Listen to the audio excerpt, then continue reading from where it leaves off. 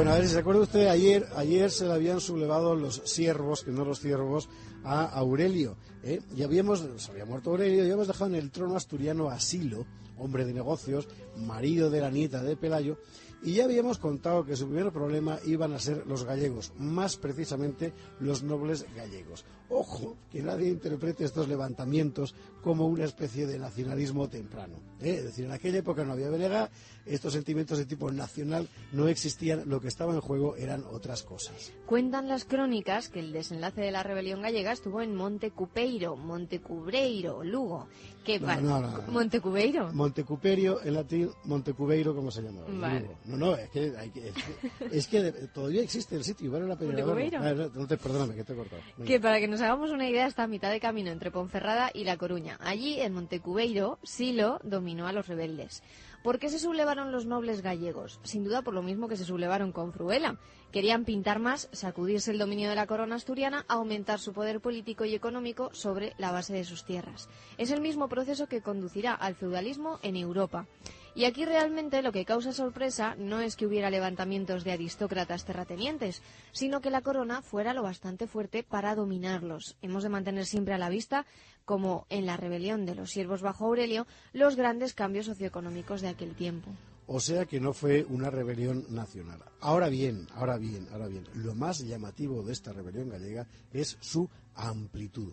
Es interesante porque la crónica no señala como protagonista a un estamento, los siervos o los magnates, otras veces sí lo hace, en esta ocasión no, tampoco a una comarca determinada, sino que extiende el problema a Galicia en su conjunto.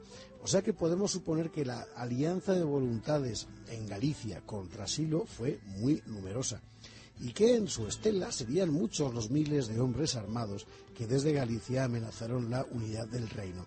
¿Cómo solucionó Silo el problema? Pues no lo sabemos, solo conocemos el episodio de Montecubeiro. Pero debió de haber algo más que una victoria militar. Primero porque en el futuro no vamos a volver a ver rebeliones semejantes contra la corona. Vamos a ver, podemos pensar que Silo reprimió el asunto a sangre y fuego. Bueno, es poco verosímil. Es decir, si eso hubiera sido el desenlace, con lo que le gustaba al cronista, la sangre, seguro que lo hubiera puesto. Y no. Más bien hay que pensar en soluciones de tipo político y económico impuestas a la sombra, eso sí, de una victoria armada. La cosa es que así pacificó Silo a los gallegos. En lo demás, Adosinda y Silo pasaron a la historia como reyes prudentes y sensatos, muy piadosos también. El 23 de agosto de 775, Silo donó a un grupo de religiosos determinadas propiedades en un lugar llamado Lucis, en el este de Galicia. Es el primer diploma original y auténtico que ha llegado hasta nosotros y el primer texto medieval que se conserva. Está escrito en letra gótica cursiva, es un documento muy importante, tanto que merece la pena reflejarlo entero. Y decía así.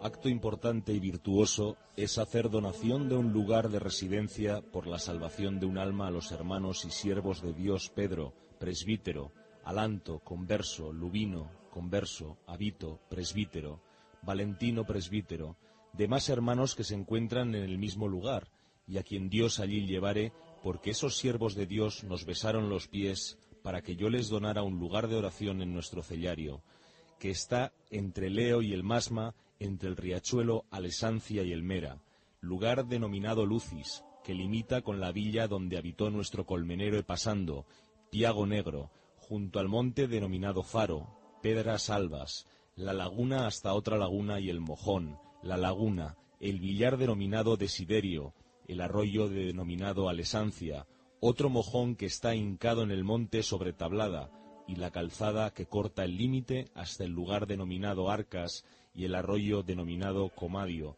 con todas sus entradas y salidas, y dos castros con todas sus prestaciones, montes, helechales, recintos amurallados que allí hay y todo elegido. Todo lo arriba indicado dono y concedo a vosotros y a Dios a favor de nuestro fiel hermano el abad Esperaután, para que oréis por la salvación de mi alma en la iglesia que allí se edificare. Sea todo ello quitado de mi dominio, confiado y confirmado en el vuestro, y poseáis vosotros todo de modo firme e irrevocable, y que aquellos a quienes Dios condujere a profesar en este santo lugar, lo reivindiquen con todo el derecho, dispongan de ello y lo defiendan de todo hombre, Y si después de este día alguien pretendiere inquietarles por ese lugar y de todo lo que está escrito, en primer lugar sea apartado de la Sagrada Comunión, quede expulsado de la comunidad cristiana y de la Santa Iglesia, júzguesele merecedor del castigo del traidor Judas, y alcáncele tal pena divina que todos cuantos los vean se atemoricen y cuantos la escuchen se estremezcan.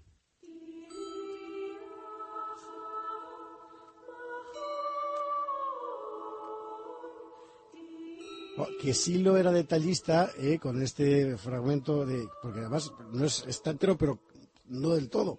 Este fragmento que nos ha ido el Artaún de Azumendi, del primer diploma original auténtico que ha llegado hasta nosotros, la verdad es que, en fin, bueno, generoso Silo. Además de este convento de Lucis, sabemos que Silo y Adosinda, su mujer, edificaron una iglesia muy importante, la de San Juan Evangelista y Apóstol de Santianes. Santianes se llama así por eso, porque son dos Juanes, Juan Evangelista y Juan Apóstol. Esto debió de ser hacia 774. Lo importante de esta iglesia es que, además de ser uno de los primeros monumentos prerrománicos, en ella estaba un famosísimo acróstico, el acróstico de Silo. ¿Para qué es un acróstico? Un acróstico es una composición cuyas letras, leídas en distintas direcciones, forman una frase. Literalmente es como una sopa de letras. Y en esta iglesia de Santianes había una lápida acróstica, labrada en piedra, que a partir de una S central repetía miles de veces la siguiente frase. Silo princeps fecit, es decir, el príncipe Silo lo hizo. ¿Cuántas veces se podía leer esta frase? Dicen que 45.670 veces. ¿Sí? La lápida se rompió y se dispersó en el siglo XVII. El silbido de Almudena pone color a la narración. Yo creo que el mismo silbido debió dar el tío que la rompió, pero esto ya lo contaremos otro día. Total, que en el XVII se rompe la lápida y sus pedazos, sin embargo, permanecen como testimonio curioso de la inquietud religiosa de aquellos reyes. Esta iglesia de Santianes, cuando murió Silo en 783, se convirtió en residencia monástica y a ella se retiró Adosinda, la reina, hasta el final de sus días. Hoy ambos están enterrados allí. Silo y Adosinda no tuvieron hijos. La tradición imputa a Silo un hijo ilegítimo, un tal Adelgaster. Bueno, Adelgaster. Concebido de una dama Parece llamada un medicamento Brunilde. para adelgazar, ¿verdad? Adelgaster. Adelgaster. El nombre de Adelgaster aparece en un documento fechado en 780. Se dice que este caballero creó el monasterio de Santa María la Real de Obona, en Tineo. Pero del tal Adelgaster no aparece ni una línea más en ninguna crónica ni en ningún documento, de manera que hoy se piensa que es un personaje ficticio.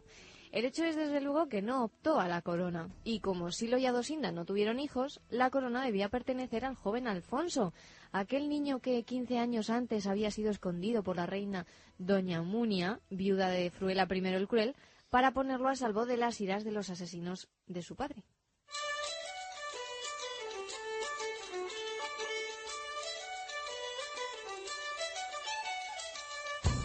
Vamos a recordar el episodio porque es que aquí es muy difícil, es muy fácil hacerse un lío. Vamos a ver. El rey Fruela, se acuerda usted, fue asesinado y su viuda, que era doña Munia, una noble vasca, esconde a sus hijos en un monasterio. Luego Munia ingresa en un convento y bueno, ¿y de los niños qué fue? Pues a los niños los acogió Adosinda, la mujer de Silo, que era hermana de Fruela y que debía ser una mujer de armas tomar porque se quedó con los críos por encima de la voluntad de los enemigos del rey muerto.